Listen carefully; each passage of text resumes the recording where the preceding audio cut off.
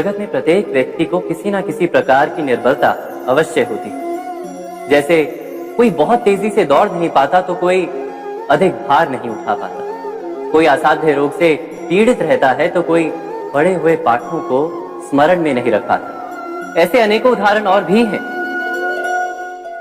क्या आप किसी ऐसे व्यक्ति को जानते हैं जिसे सब कुछ प्राप्त हो और हम जीवन की उस एक निर्बलता को जीवन का केंद्र मानकर जीते हैं? इस कारणवश हृदय में दुख और असंतोष रहता है सदा। निर्बलता मनुष्य को जन्म से अथवा संजोग से प्राप्त होती है, किंतु उस निर्बलता को मनुष्य का मन अपनी मर्यादा बना लेता है। किंतु कुछ व्यक्ति ऐसे भी होते हैं जो अपने पुरुषार्थ और श्रम से उस निर्बलता को पराजित कर देते हैं।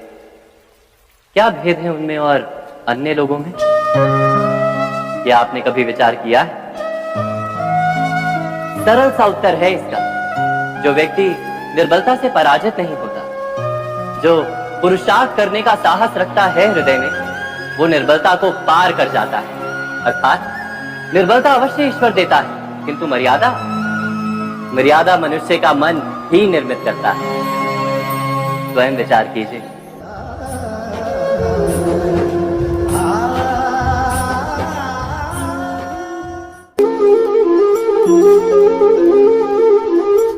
भविष्य का दूसरा नाम है संघर्ष।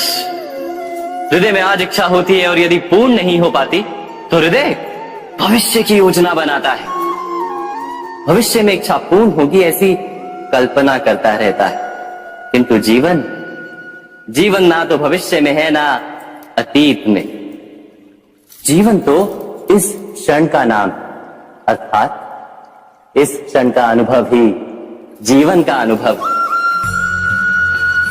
पर हम ये जानते हुए भी इतना सा सत्य समझ नहीं पाते। या तो हम बीते हुए समय के स्मरणों को घेर कर बैठे रहते, या फिर आने वाले समय के लिए हम योजनाएं बनाते रहते हैं। और जीवन बीत जाता है। एक सत्य यदि हम हृदय में उतार लें कि ना हम भविष्य देख सकते हैं, ना ही भविष्य निर्मित कर सकते हैं, हम तो केवल धैर्य और साहस के साथ भविष्य को आलिंगन दे सकते हैं, स्वागत कर सकते हैं भविष्य का। तो क्या जीवन का हर पल जीवन से नहीं भर जाएगा? स्वयं विचार कीजिए।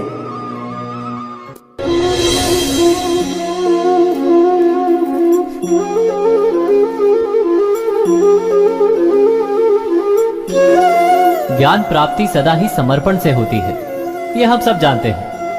किंतु समर्पण का वास्तविक महत्व क्या है? क्या हमने कभी विचार किया?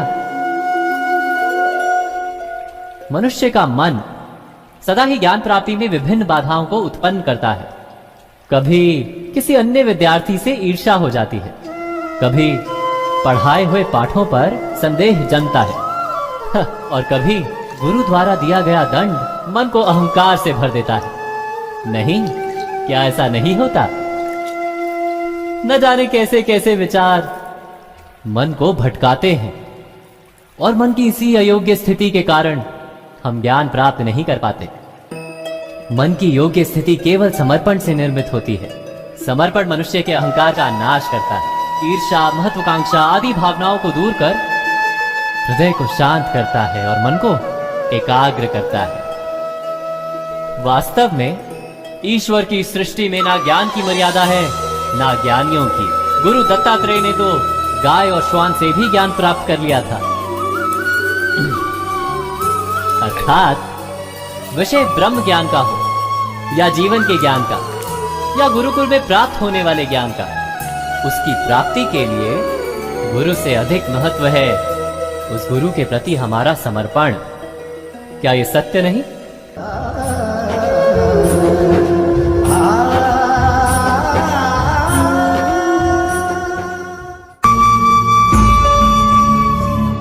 प्रत्येक मनुष्य के जीवन में ऐसा क्षण अवश्य आता है जब सारे स्वप्न, सारी आशाएं, सारे दृश्य ध्वस्त हो जाते हैं। जीवन के सारे आयोजन ही बिखर जाते हैं। एक और धर्म होता है और दूसरी ओर सुख। इसी को धर्म संकट कहते हैं। जब धर्म का वहन ही संकट हो और धर्म का त्याग ही सुख हो। विचार कीजिए, कभी किसी स्वजन के विरुद्ध सत्य बोलने का अवसर प्राप्त हो जाता है, कभी ठीक दरिद्रता के समय सरलता से चोरी करने का मार्ग प्राप्त हो जाता है, कभी किसी शक्तिशाली राजनेता या राजा के कर्मचारी का अधर्म प्रकट हो जाता है। सबके जीवन में ऐसी घटना बनती ही रहती है। अधिकतर लोग ऐसे किसी क्षण को धर्म संकट के रूप में जान ही नहीं पाते। हमें किसी प्रकार के संघर्ष का अनुभव ही नहीं होता। सहजता से सुख की ओर खींचे चले जाते हैं, जैसे मक्खी गुड़ की ओर खींची चली जाती है। वास्तव में धर्म संकट का क्षण ईश्वर के निकट जाने का क्षण होता है। यदि हम संघर्षों से भयभीत ना, सुख की ओर आकर्षित ना, अपने धर्म पर दृढ़ रहे, तो ईश्वर का साक्षात्कार दूर नहीं।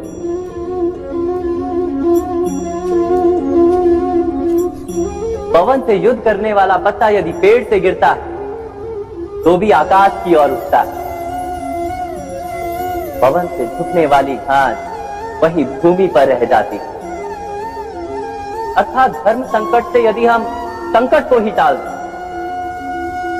तो सुख तो मिलता है, जीवन बढ़ता है, किंतु क्या चरित्र नहीं टूटता?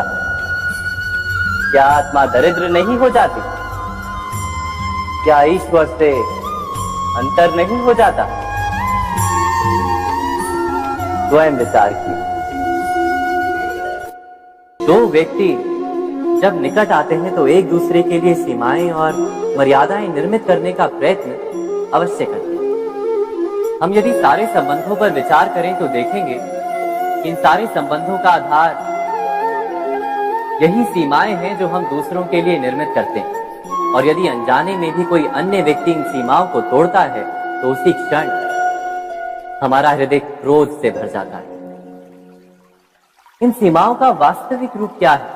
क्या हमने कभी विचार किया? सीमाओं के द्वारा हम दूसरे व्यक्ति को निर्णय करने की अनुमति नहीं देते, अपना निर्णय उस व्यक्ति पर थोपते हैं, अर्थात किसी की स्वतंत्रता का अस्वीकार करते हैं। और जब स्वतंत्रता का अस्वीकार किया जाता है तो उसका हृदय दुख से भर जाता है।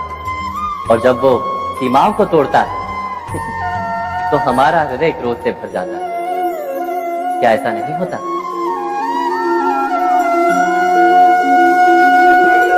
पर यदि एक दूसरे की स्वतंत्रता का सम्मान किया जाए तो किसी मर्यादाओं या सीमाओं की आवश्यकता ही नहीं होती।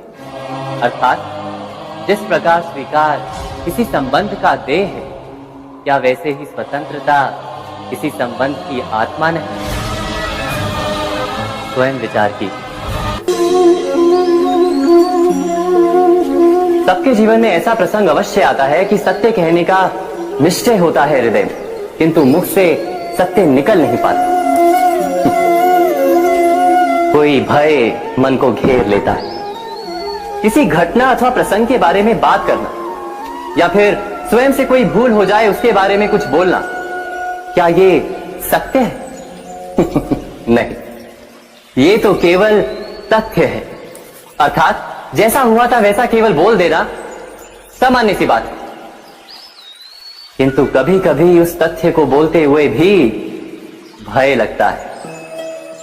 कदाचित किसी दूसरे की भावनाओं का विचार आता है मन, दूसरे को दुख होगा ये भय भी शब्दों को रोकता है। तो ये सत्य क्या है? क्या हमने कभी विचार किया है? जब भय रहते हुए भी कोई तथ्य बोलता है तो वो सत्य कहलाता है। वास्तव में सत्य कुछ और नहीं, केवल निर्भयता का दूसरा नाम। और निर्भय होने का कोई समय नहीं होता, क्योंकि निर्भयता आत्मा का स्वभाव है। अर्थात क्या प्रत्येक क्षण सत्य बोलने का क्षण नहीं होता?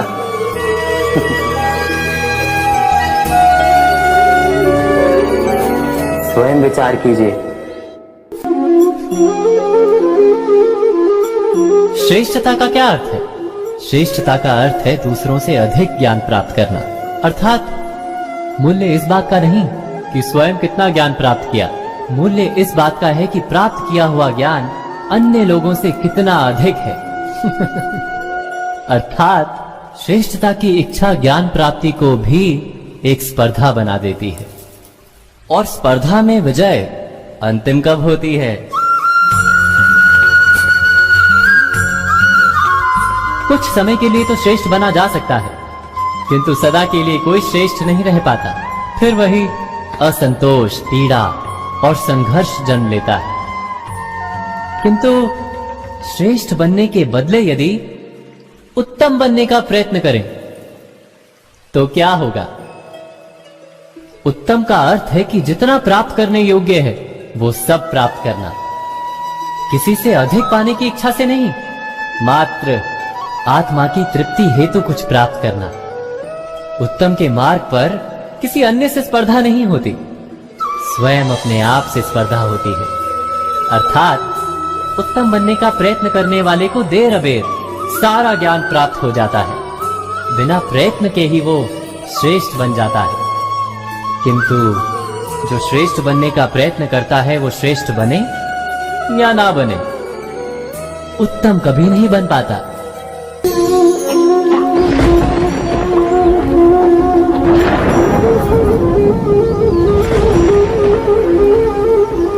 सपनों और पूर्वाभासों के आधार पर हम भविष्य के सुख दुख की कल्पना करते हैं। भविष्य के दुख का कारण दूर करने के लिए हम आज योजना बनाते हैं।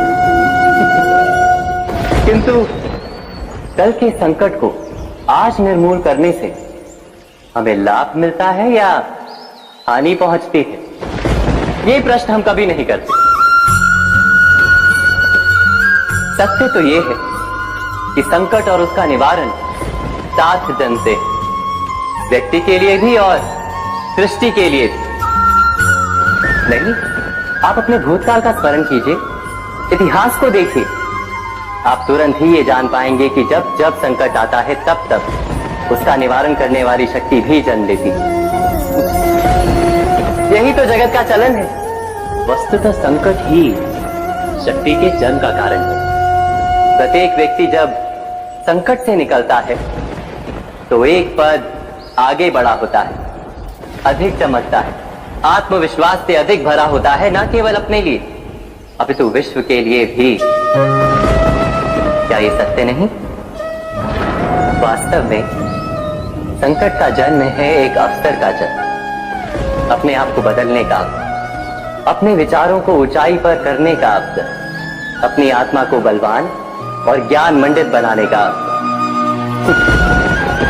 जो ये कर पाता है उसे कोई संकट नहीं होता, किंतु जो ये नहीं कर पाता वो तो स्वयं एक संकट है विश्व के लिए। विचार कीजिए।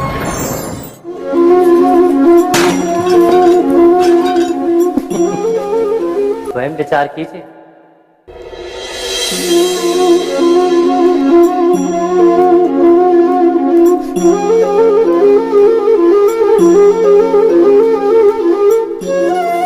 जीवन का हर क्षण निर्णय का क्षण होता है। प्रत्येक पद पर दूसरे पद के विषय में कोई निर्णय करना ही पड़ता है, और निर्णय अपना प्रभाव छोड़ जाता है। आज किए गए निर्णय भविष्य में सुख अथवा दुख निर्मित करते हैं, ना केवल अपने लिए, अपने परिवार के लिए भी, आने वाली पीढ़ियों के लिए भी।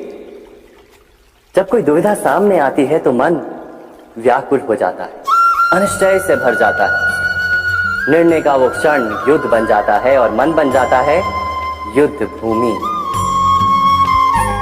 अधिकतर निर्णय हम दुविधा का उपाय करने के लिए नहीं, केवल मन को शांत करने के लिए लेते हैं। पर क्या कोई दौड़ते हुए भोजन कर सकता है? नहीं।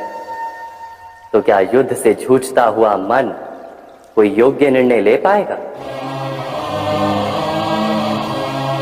वास्तव में शांत मन से जब कोई निर्णय करता है तो अपने लिए सुखद भविष्य बनाता है, किंतु अपने मन को शांत करने के लिए जब कोई निर्णय करता है तो वो व्यक्ति भविष्य में अपने लिए कांटों भरा वृक्ष लगाता है। स्वयं विचार कीजिएगा।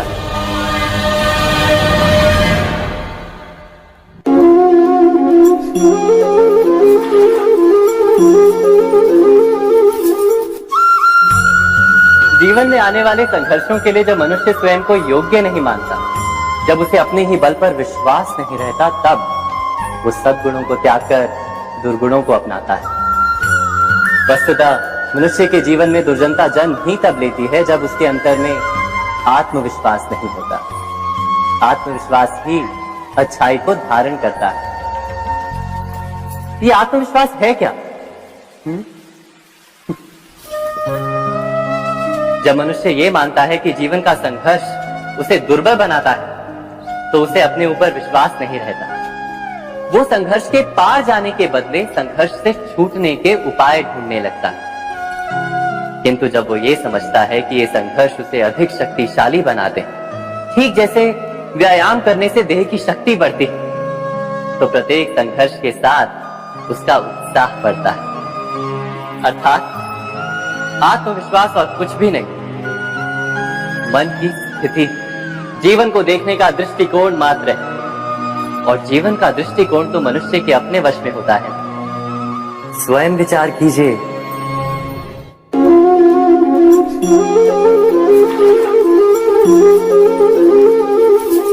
पिता सदा ही अपने संतान के सुख की कामना करते, उनके भविष्य की चिंता करते रहते। इसी कारणवश सदा ही अपने संतानों के भविष्य का मार्ग स्वयं निश्चित करने का प्रयत्न करते रहते। जिस मार्ग पर पिता स्वयं चला है, जिस मार्ग के कंकर पत्थर को स्वयं देखा है, मार्ग की छाया, मार्ग की धूप को स्वयं जाना है, उसी मार्ग पर उसका पुत्र भी चले, यही इच्छा रहती है हर पिता की। निस्संदेह उत्तम भावना है ये। किंतु 3 प्रश्नों के ऊपर विचार करना हम भूल ही जाते। कौन से प्रश्न? प्रथम प्रश्न, क्या समय के साथ प्रत्येक मार्ग बदल नहीं जाते? क्या समय सदा ही नई चुनौतियों को लेकर नहीं आता? तो फिर बीते हुए समय के अनुभव नई पीढ़ी को किस प्रकार लाभ दे सकते हैं? दूसरा प्रश्न, क्या प्रत्येक संतान अपने माता पिता की छवि होता है? हाँ, संतानों को संस्कार तो अवश्य माता पिता देते हैं, किंतु भीतर की क्षमता तो ईश्वर देते हैं। तो जिस मार्ग पर पिता को सफलता मिली है, विश्वास है कि उसी मार्ग पर उसकी संतानों को भी सफलता और सुख प्राप्त होगा। तीसरा प्रश्न, क्या जीवन के संघर्ष और चुनौतियां लाभकारी नहीं होती? क्या प्रत्येक नया प्रश्न एक नए उत्तर का द्वार नहीं खोलता? तो फिर संतानों को नए नए प्रश्नों, संघर्षों और चुनौतियों से दूर रखना, ये उनके लिए लाभ करना कहलाएगा या हानि पहुंचाना? अर्थात जिस प्रकार संतान के भविष्य का निर्माण करने के बदले उसके चरित्र का निर्माण करना श्रेष्ठ है, वैसे संतानों के जीवन का मार्ग निश्चित करने के बदले उन्हें नए संघर्षों के साथ जूझने के लिए मनोबल व ज्ञान देना अधिक लाभदायक नहीं होगा? स्वयं विचार कीजिए। मनुष्य की सबसे बड़ी दुर्बलता क्या होती है? सोचिए। धन, प्रेम, अहंकार। मनुष्य की सबसे बड़ी दुर्बलता होती है उसके रहस्य। चाहे आप कितने भी शक्तिशाली क्यों ना हो, कितने भी प्रबल क्यों ना हो, परंतु उसके रहस्य उसके नाश की चाबी होती है। इसलिए यदि प्रबल रहना है, शक्तिशाली रहना है, समर्थ रहना है, तो अपने रहस्य को किसी को भी ना बताएं, ना मित्र को और ना ही शत्रु को, क्योंकि समय पड़ने पर कब कौन शत्रु हो जाए ऐसा कहना संभव नहीं। विभीषण को रावण के अमृत कुंड का ज्ञात था, इसीलिए प्रभु श्री राम रावण का वध करने में सफल हो सके। इसलिए उचित यही है कि आप अपने रहस्य को स्वयं तक ही सीमित रखें। मनुष्य जीवन की परीक्षा में सफल होने के लिए क्या नहीं करता? वो परिश्रम करता है, दौड़ भाग करता है, और ये सब करने के पश्चात भी जब उसका काम नहीं बनता तो वो नकल करता है ना? तनिक लौटिए अपने बचपन में, स्मरण कीजिए अपने बचपन की स्मृतियों का। क्या स्मरण हुआ? विद्यालय में जब आप परीक्षा देने जाते थे तो क्या होता था? आप ना सही परंतु कोई ना कोई सफलता पाने के लिए नकल करता ही था और उत्तीर्ण भी हो जाता था, है ना? परंतु जीवन की परीक्षा ऐसी नहीं होती। नकल करने वाला सफल नहीं होता। कारण विद्यालय में सबके प्रश्न पत्र एक होते थे, परंतु जीवन के प्रश्न पत्र और उनकी कठिनाई सबके लिए भिन्न होती, तो निश्चित रूप से उनके उत्तर भी भिन्न होंगे ना। इसलिए यदि आपको जीवन में सफलता पानी है तो नकल ना कीजिए, स्वयं के प्रश्नों का उत्तर स्वयं ढूंढिए और सफलता आपकी ही होगी। मनुष्य का जीवन हार और जीत, विजय और पराजय, सफलता और असफलता के मध्य झूलता रहता है। आपके साथ भी ऐसा होता होगा, है ना? जब आप सफल होते हैं, किसी चुनौती पर विजय पाते हैं, तो मन प्रसन्नता से आनंद के उपवन में झूमने लगता है, और जब आप असफल होते हैं तब मन दुख और पीड़ा के सागर में डूबने लगता है। परंतु वास्तव में सफलता और असफलता है क्या? तनिक ध्यान से सोचिए। ये केवल हमारी मनोस्थिति मात्र है। हमारी पराजय तब नहीं होती जब हमारा शत्रु विजय प्राप्त कर ले। हमारी पराजय तब होती है जब हम पराजय स्वीकार करें। हम असफल तब नहीं होते जब हम लक्ष्य न पा सके। हम असफल तब होते हैं जब हम प्रयास करना बंद कर दें। इसलिए प्रयास करते रहें और हार ना माने, क्योंकि जिस दिन आप हार स्वीकारना बंद कर देंगे, जीत आपके चरणों में होगी। अब सबने बरगद के वृक्ष को तो देखा ही होगा। क्या आपको ज्ञात है बरगद के वृक्ष के बीज का आकार राई से भी छोटा होता है, परंतु बरगद का वृक्ष संसार के महाकाय वृक्षों में जाना जाता है। जब उसका जन्म होता है तब उसमें वो जटाएं, वो शाखाएं नहीं होती, परंतु जैसे जैसे उसका विस्तार होता है, जैसे जैसे वो अधिक शाखाओं का भार उठाता है, अधिक पत्तियों का सृजन करता है, वैसे वैसे उसकी शाखाएं जटाएं बनकर जड़ तक पहुंचती है और इस वृक्ष को सहारा देती है। ये जीवन का बहुत महत्वपूर्ण पथ है। बिना लोभ लालच शुभ कार्य करें, अन्य लोगों की सहायता करें। धीरे धीरे आपने जिनकी सहायता की वो आपके सहायक बनते जाएं, आपकी जड़ों को और बलशाली बनाएंगे, आयु मान और आकार बढ़ाएंगे। सहजीवन, सहायता और निष्काम कर्म आपको मृत्यु के पश्चात भी मरने नहीं देगा, आपको अमर रखेगा। हमारा शरीर प्रकृति का एक महान आविष्कार है। इससे जटिल संरचना संसार में और कोई नहीं। हमारा शरीर जितना जटिल है, यदि इसे ठीक से जाना जाए तो इससे अधिक सरल ज्ञान देने वाला और कोई नहीं। हमारे शरीर में 5 इंद्रियां होती हैं जो हमें भाव, गुण और वस्तुओं का बोध कराती हैं। हमारे पास आंखें, नाक है, स्पर्श के लिए त्वचा है, कान है और जीभा है। सबका भिन्न भिन्न कार्य है। आंखों से देखना, कानों से सुनना, नथनों से श्वास लेना, त्वचा से स्पर्श करना और जीभा से स्वाद लेना। परंतु क्या आपने कभी सोचा कि प्रकृति ने हमें 2 आंखें दी, 2 नथने दी, 2 कान दी, स्पर्श के लिए ये पूरा शरीर दी, परंतु जीभा केवल 1 दी? ऐसा क्यों? क्योंकि प्रकृति चाहती है कि हम देखें अधिक, सुने अधिक और ज्ञान अधिक अर्जित करें, बोले कम। क्योंकि अधिक वाचाल नाश को निमंत्रण देता है, स्मरण रखिएगा।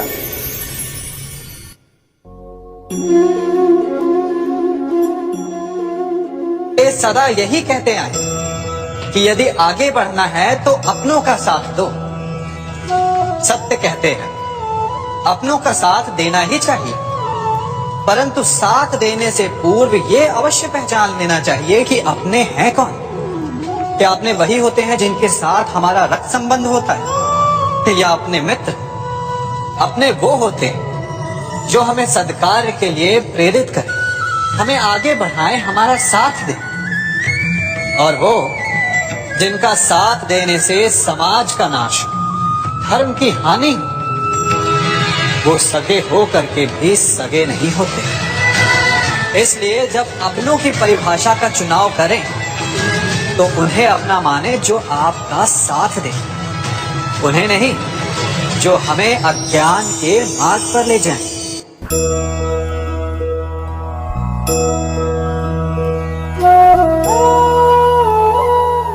आप जिनसे प्रेम करते हैं सदा उनके समीप रहना चाहते हैं, नहीं चाहते कि कभी अपनों से दूर होना पड़े, बिछड़ना पड़े। परंतु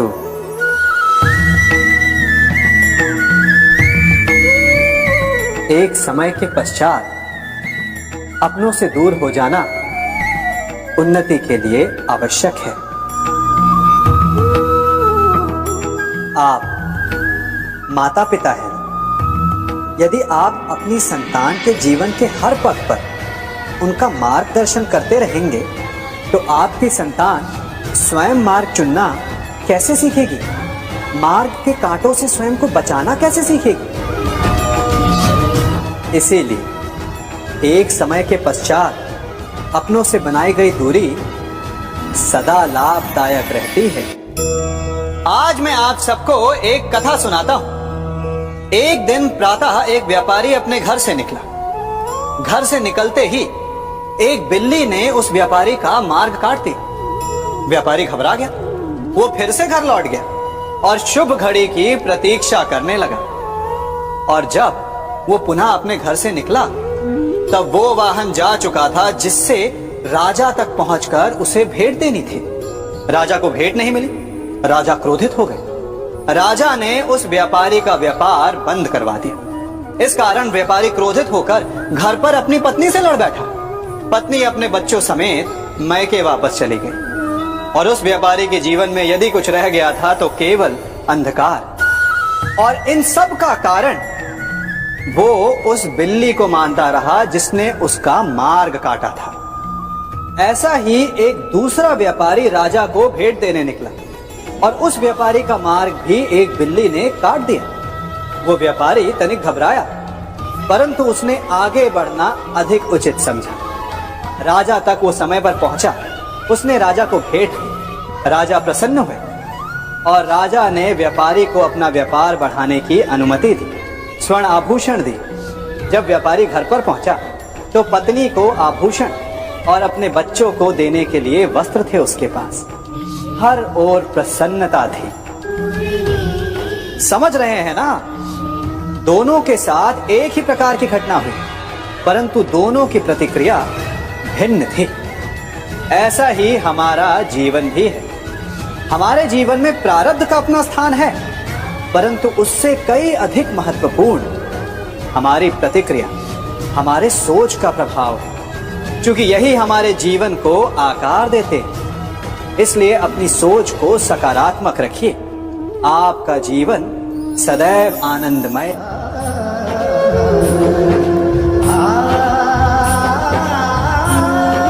हम सभी अपने जीवन में कोई ना कोई कार्य करते हैं। कार्य करते हैं तो थकान की अनुभूति होती है, और यदि थकान ना उतरे तो कार्य करने का मन नहीं करता। हम आशा करते हैं कि कदाचित एक दिन में 24 के स्थान पर 26 घंटे होते तो आराम करने के लिए हमें और अधिक समय मिल जाता। हमें ऐसा अनुभव होता है कि हम बहुत अधिक कार्य कर रहे हैं, है ना? परंतु क्या आपने कभी सोचा कि जो लोग संसार में सफल हैं, उनके पास भी सफल होने के लिए दिन में केवल 24 घंटे थे, तो फिर वो सफल क्यों हैं? इसका एक छोटा सा रहस्य है। वो कार्य चुनते हैं जो उन्हें प्रिय है, जिसे करने में उन्हें आनंद आता है। उन्हें लगता ही नहीं कि वो कार्य कर रहे हैं, उन्हें लगता है कि वो प्रतिपल आनंद मना रहे हैं। और जब आप आनंद मनाते हैं तो थकान कैसी? इसलिए यदि आप जीवन में कोई भी कार्य करें तो वो आपके मन को भाना चाहिए, या जो कार्य आप कर रहे हैं उसे अपने मन को भा देने दो। सफलता आपको मिलेगी। कभी सोचा है हमारा जीवन भी उस रेत की घड़ी की भांति है? जो रेत नीचे गिर चुकी है वो हमारा अतीत है, जो अब भी ऊपर है वो हमारा आने वाला भविष्य है, और वर्तमान ये संकुचित स्थल है जहां से धीरे धीरे करके रेत गिर रही है। अर्थात हमारे पास जीने के लिए यही एक क्षण है।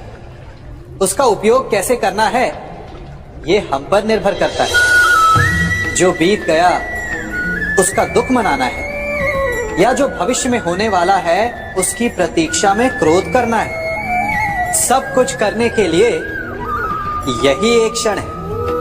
प्रसन्न रहना है तो उसके लिए भी यही एक पल है। प्रतीक्षा करते रहोगे तो ये पल भी भूतकाल में बदल जाएगा। इसलिए आनंद के लिए, परोपकार के लिए प्रतीक्षा ना कीजिए। आपके पास जो पल है उनका भरपूर सदुपयोग कीजिए, क्योंकि इस घड़ी को पलटकर आप फिर से समय अवश्य गिन सकते हैं, परंतु अपना बीता हुआ समय आप वापस नहीं लौटा पाएंगे। मनुष्य भी बड़ा विचित्र प्राणी है। अपनों से नीचे के स्तर के लोगों को वो हे दृष्टि से देखता है, उनका उपहास उड़ाता है, उनसे बार बार कहता है कि तुम्हारा कुछ नहीं हो सकता, तुम भविष्य में कुछ नहीं कर पाओगे। जब मनुष्य के पास धन, संपत्ति, मान होता है तो वो दूसरों का आदर नहीं करता, परंतु वो एक बात भूल जाता है कि उससे भी अधिक शक्तिशाली कोई अस्तित्व में है, और वो है समय। काल काल अपना चक्र कब बदलेगा ये कोई नहीं जानता। समय अपनी करवट कब लेगा ये कोई नहीं जानता। कोयला भी समय के साथ साथ हीरे में परिवर्तित हो जाता है। इसलिए जीवन में कभी भी किसी का भी उपहास नहीं उड़ाना चाहिए।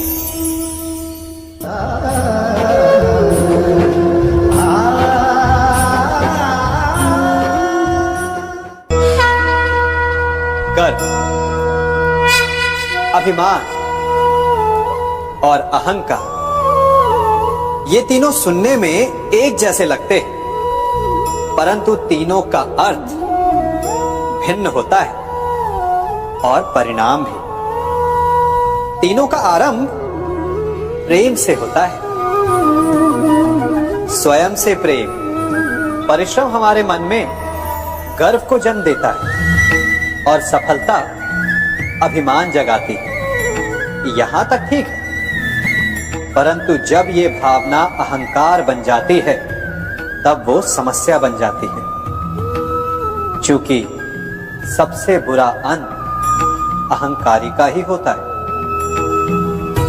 परंतु मनुष्य के लिए पहेली यही है कि पहचाना कैसे जाए कि अहंकार जग गया है और उसका दमन आवश्यक है।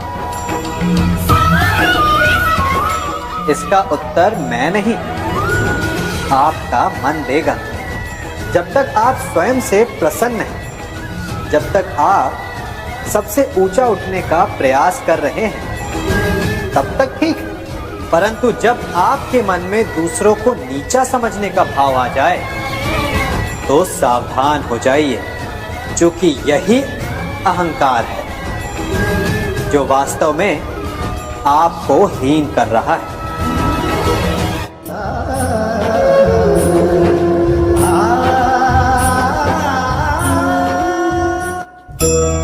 आज मैं आप सबको एक कहानी सुनाता हूं। एक दिन गोकुल में दो व्यापारी आए। एक व्यापारी शहद का था, बड़ा मीठा शहद था उसका, परंतु वो गोकुल में टिक नहीं पाया। उसके व्यापार ने घाटा खाया और शीघ्र ही वो गोकुल छोड़कर चला गया। और दूसरा व्यापारी मिर्च का था। पहले दिन वो एक पोटली लाया और दूसरे ही दिन वो पूरी बैलगाड़ी भर कर लाया। और धीरे धीरे पूरी मथुरा में उसकी धाक जम गई। मुझे बड़ा आश्चर्य हुआ, तो मैंने बाबा से पूछा कि ऐसा क्यों कि एक मीठे शहद का व्यापारी कंगाल हो गया और एक मिर्च का व्यापारी धीरे धीरे नगर सेठ बन गया। बाबा मुस्कुराए और उन्होंने कहा कि मीठी बोली बोलने वाले की तीखी मिर्च भी बिक जाती है, और जो कड़वी बोली बोलता है उसका मीठा शहद भी नहीं बिकता। वाह, कितने उत्तम विचार हैं उनके, और उचित ही है।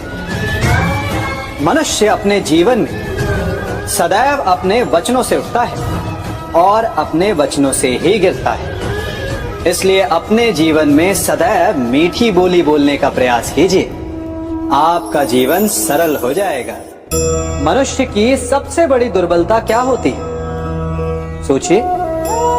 धन, प्रेम, अहंकार। मनुष्य की सबसे बड़ी दुर्बलता होती है उसके रहस्य। चाहे आप कितने भी शक्तिशाली क्यों ना हो, कितने भी प्रबल क्यों ना हो, परंतु उसके रहस्य उसके नाश की चाबी होती है। इसलिए यदि प्रबल रहना है, शक्तिशाली रहना है, समर्थ रहना है, तो अपने रहस्य को किसी को भी ना बताएं, ना मित्र को और ना ही शत्रु को, क्योंकि समय पड़ने पर कब कौन शत्रु हो जाए ऐसा कहना संभव नहीं। विभीषण को रावण के अमृत कुंड का ज्ञात था, इसीलिए प्रभु श्री राम रावण का वध करने में सफल हो सके। इसलिए उचित यही है कि आप अपने रहस्य को स्वयं तक ही सीमित रखें।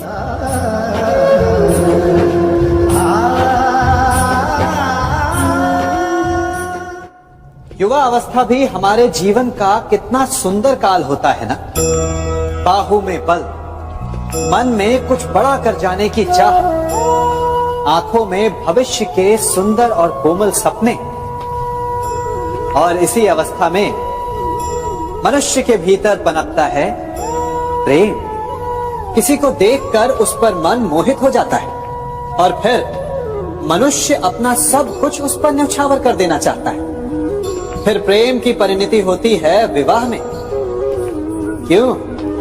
सबको अपने खट्टे मीठे संस्मरण स्मरण हुआ है ना, परंतु यहीं से अधिकतर माता पिता और संतान के मध्य विचारों का विरोध प्रारंभ हो जाता है। संतान को लगता है कि उसका चुना जीवन साथी ही उसके लिए उपयुक्त है, और माता पिता को लगता है कि संतान अनजाने में भूल कर रही है। संतान का तर्क होता है कि उसे विवाह किससे करना है, ये उसका अधिकार है, और माता पिता का तर्क ये होता है कि अब भी जीवन साथी चुनने की समझ संतान में है ही नहीं। तो इस अवरोध को काटा कैसे जाए, उचित निर्णय कैसे लिया जाए? इसका एक ही मार्ग है, अपने उत्तरदायित्व का भान और अपनों से बड़ों के मापदंडों का भान। विवाह करने से पूर्व ये जान लेना आवश्यक है कि विवाह केवल अपने प्रेम को पाने का मार्ग नहीं है, अपितु विवाह से जीवन का एक नया द्वार भी खुलता है, और हर नए जीवन के साथ नए उत्तरदायित्व भी होते हैं। और यदि इन उत्तरदायित्वों को समझकर निर्णय लिया जाए तो विश्वास कीजिए, आपका दाम्पत्य जीवन आनंद से भरा रहेगा, और आपको कभी ये पछतावा नहीं होगा कि आपने कोई अनुचित निर्णय लिया। सागर का जल बाष्प बनकर उड़ता है, तब वो हमें दिखाई नहीं देता। मेघ उस जल को अपने भीतर छिपा लेते हैं, लंबी यात्रा करते हैं, प्रयास करते हैं कि वो जल सदा उनके भीतर छिपा रहे, परंतु जब वायु का वेग उन्हें उड़ाकर किसी पर्वत से ले जाकर के टकरा देता है, तब उन मेघों को बरसना ही पड़ता है। क्योंकि यही नियति है, यही प्रकृति है। क्योंकि जल को सागर में जाकर मिलना ही है।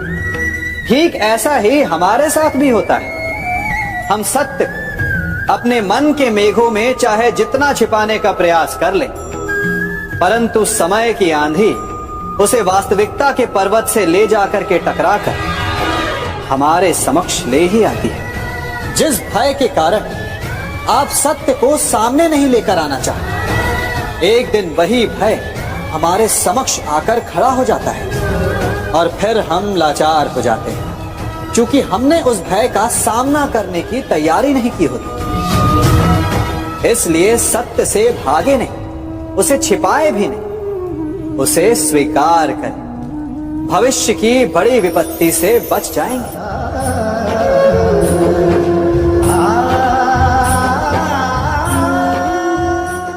कभी कभी आप सबके जीवन में एक ऐसी विचित्र समस्या अवश्य आती है कि शक्तिशाली के समक्ष मौन हो जाए। कि उस शक्तिशाली से विवाद करने से बचने के लिए आप मौन रह जाते। मानता हूं ऐसा करने से आप एक विवाद से बच जाते, एक संघर्ष से बच जाते, परंतु ऐसा बचाव एक बड़े संघर्ष को जन्म दे देता है। कैसे? हमारा मौन रहना अनजाने में उसका समर्थन बन जाता है और वो स्वयं को अधिक शक्तिशाली अनुभव करता है और यहां से हमारा दमन प्रारंभ हो जाता है। एक के बाद एक हम अन्याय में अनचाहे रूप से सम्मिलित होते चले जाते हैं। तो इसका तोड़ क्या है?